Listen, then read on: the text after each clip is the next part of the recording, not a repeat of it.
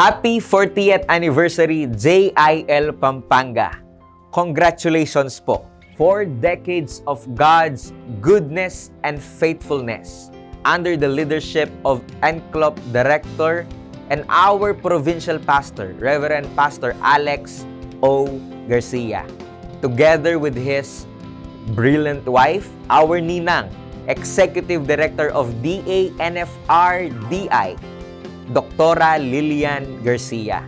And of course, who will forget our beloved JIL Pampanga pastors, leaders, and members. Congratulations po.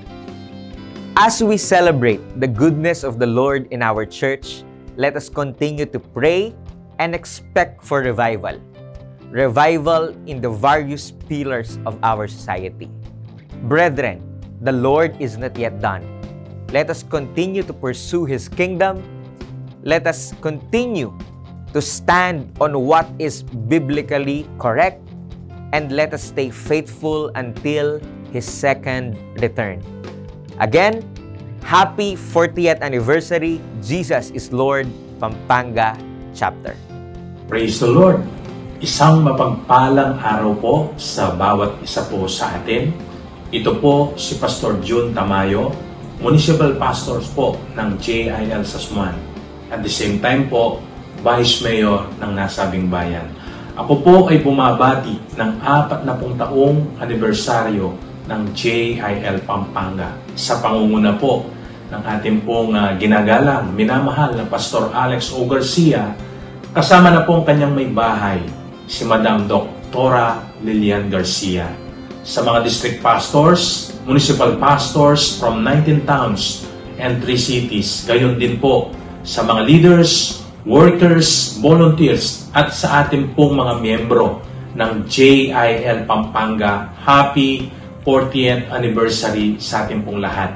Napakaganda po ng ating pong tema, Revival in our Generation. Tandaan po natin na ang revival ay magsisimula sa atin mismo, hindi sa katabi mo.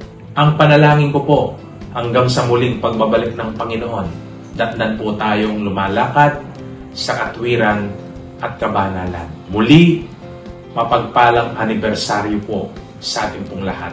To God be all the glory. God bless us all.